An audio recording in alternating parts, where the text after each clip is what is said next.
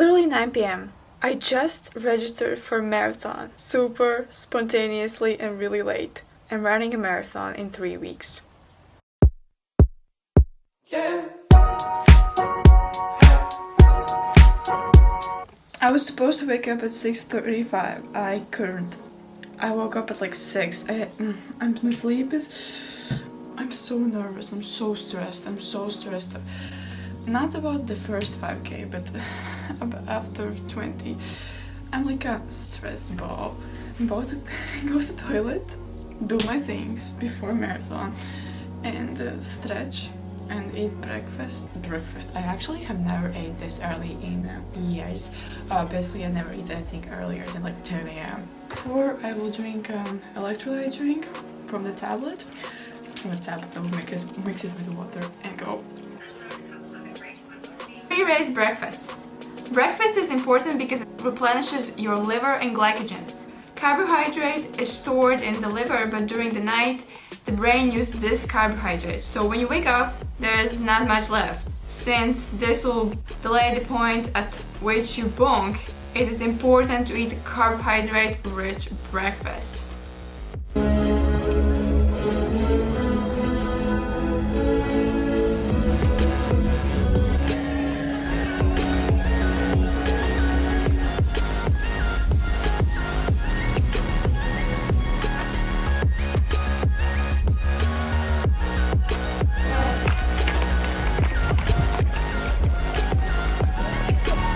5K felt pretty good. The easiest 5K. 10K and still haven't started listening to anything because the vibes are too good. I have 10K left. My knees are killing me, but I'm pushing my best and freaking getting it. Only 10K. Last K.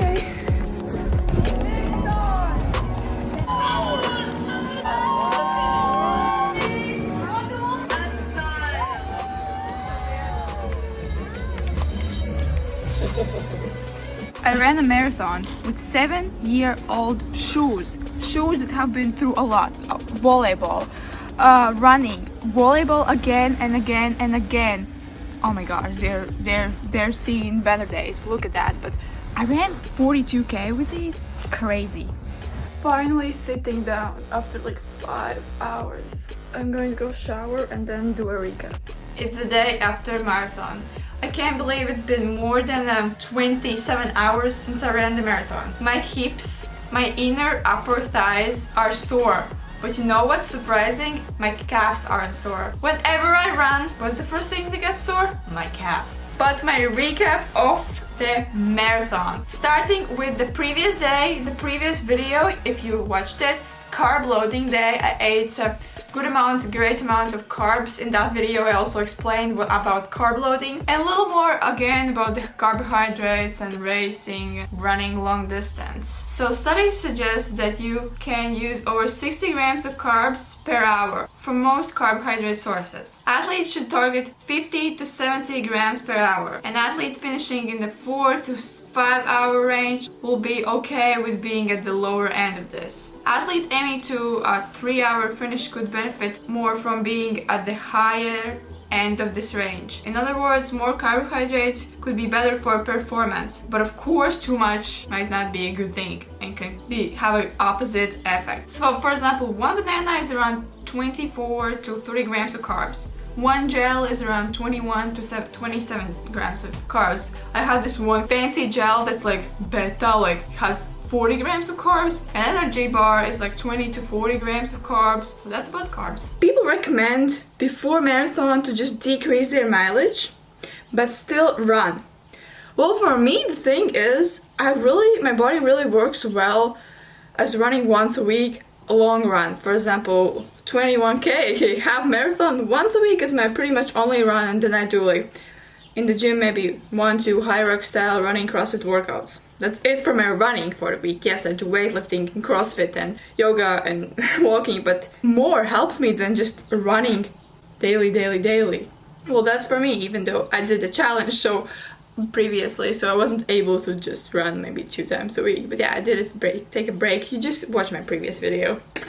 In the morning, I never eat that early, but I ate 2 toasts. One with peanut butter, one with jam, and 1 banana. That was my pre-race meal. Then I was sprinting. I arrived, I walked there 4 minutes before. Then I had to sprint to the toilet and come back.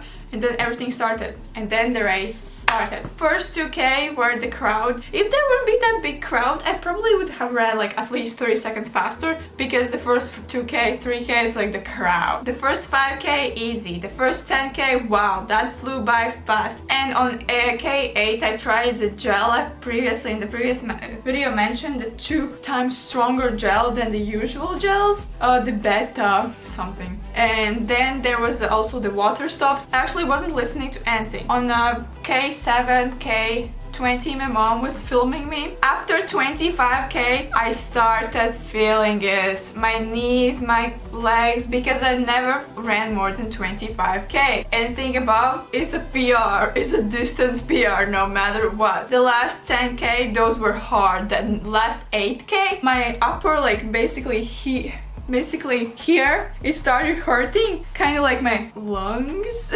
I don't know what. Thankfully I didn't get any cramps, any muscle spasms, because I was taking gels every 40 minutes and the electrolyte drinks when we were passing the water stations, and also slices of bananas that were in those stations. I never thought that this would feel not easy, but so much easier, because whenever I'm running alone, those 20K, I'm so dead when I finish. I'm like, oh my gosh, I usually stop for a few seconds because I'm like, oh. But now, like running 30K, it was like, wow, already 30K, 12K left. The crowds, the feelings, the atmosphere, oh my gosh. I now understand why people get addicted to races. And then I finished my race. The last 2K were hard. They were hard, they were tough. I wasn't able to sprint through the finish line, but I finished sub 4 hours. I did it. I achieved my goal, and my pace was even through the whole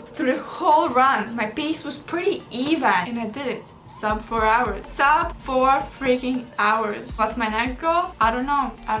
After the marathon, I got my medal. I got a banana and a bar, but then I had to wait. We were waiting for 40 minutes with my mom in the line to take this picture with the time and my name. You have to scan your code, scan your number, and then go there. Everyone was like standing in that line. But I was sick. I finished marathon, and I was 68th finisher of the marathon. My first ever marathon, I finished 68th. And first in my age group. Crazy. I literally yesterday couldn't fall asleep. I woke up today at 6 a.m. because I'm like thinking about everything that happened. And the weirdest thing, I thought, oh, I will finish the marathon, a few hours will go by and I will be starving. I will be, like, my stomach will be black hole. I literally, afterwards, like, I felt like, how you feel before you're getting sick? I kind of want to eat, but I don't want anything. Like, I'm eating my favorite foods and I'm like, ew, why I'm not enjoying it? I'm feeling like, dizzy. But I understand because my body was like completed, my glycogen sources were over, and when I came home, I was like, my stomach, everything was so flat. My stomach, it feels so flat. It feels so flat even though I ate food before this race, okay? But it feels so weird. Like I wouldn't have eaten anything, absolutely nothing, even though I did. Oh my god. Like, usually when you expand, you can expand your stomach and it goes like normally, like a little bit like this. And I was expanding my stomach and it was straight line. Like, I wouldn't have ate for days. I was so hyped. I was so happy. This morning I woke up again the same, like, extremely flat. Oh yeah, 3 blisters. Sorry, not sorry for showing. But yes, I ran with my crusty, dusty old running shoes that have been through too much. Literally too much. Years and years of usage, and I ran in them super well. Yeah, I got 3 blisters, but I only felt those blisters when I came home, when I stopped. Literally the second I crossed the finish line and I stopped, that's when I started feeling my muscles.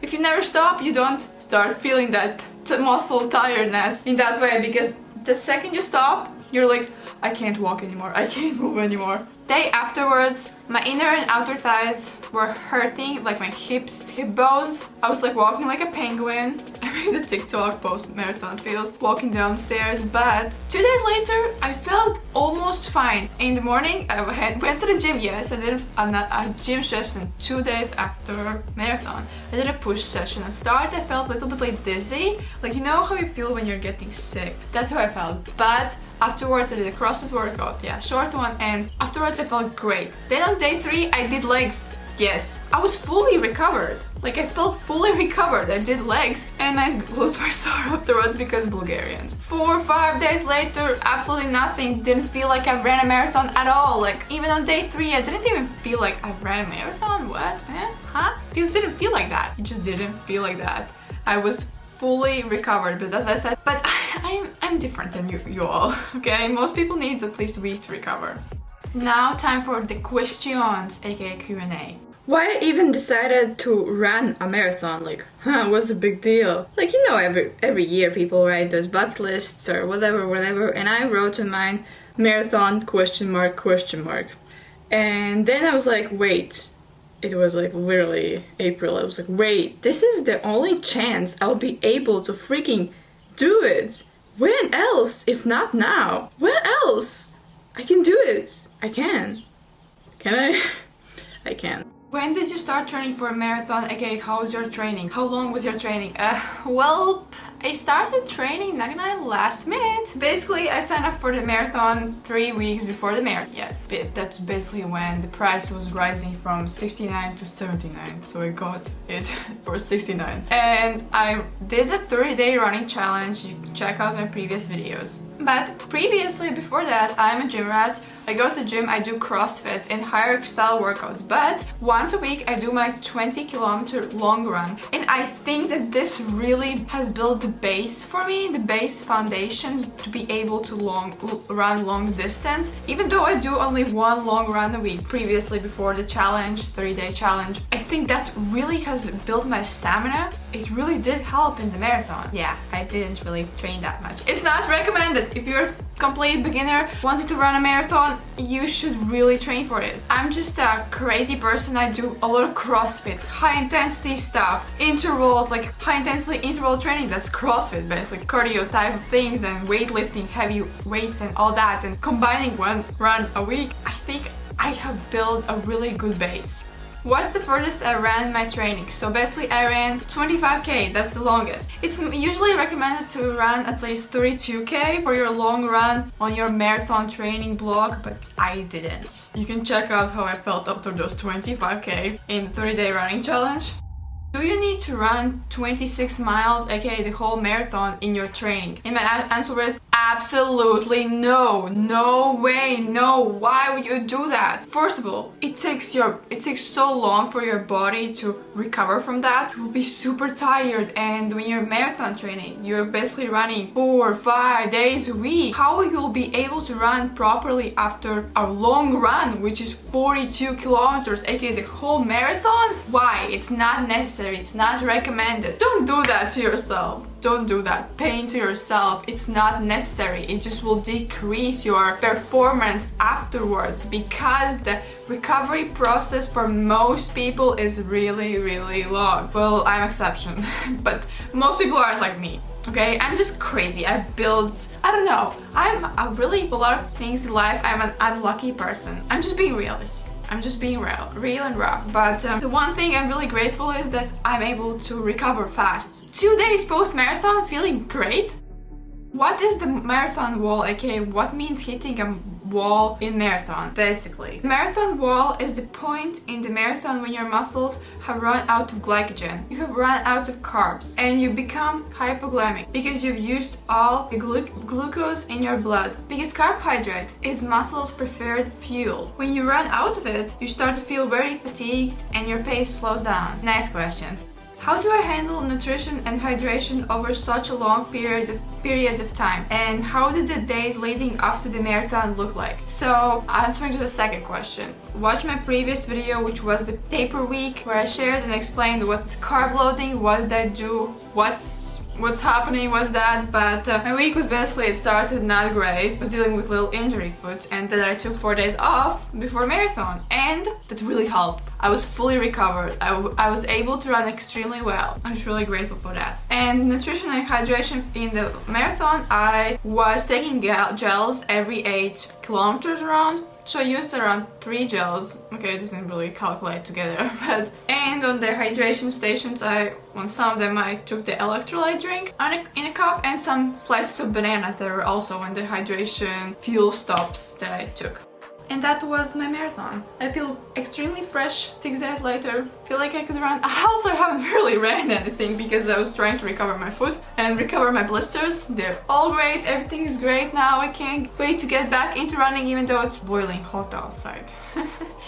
That's not great. Yeah, comment down below if you want to run a marathon, if you would want to run a marathon, what would be your target time, and if you have run a marathon, what was your time, or how many times have you ran a marathon? I'm really curious, because you know, it gets like addicting. Races you get addicted. I get addicted to exercise forms too easily. Like now, running a race, I'm like, I know that literally I ran 42k, so now in the gym when I'm dying from Bulgarians, I'm like, yeah, it's extremely hard, but I ran 42 kilometers, that was 4 hours almost. So doing 12 minutes of dying from Bulgarians, that's not that bad. And I will leave you with that. Bye.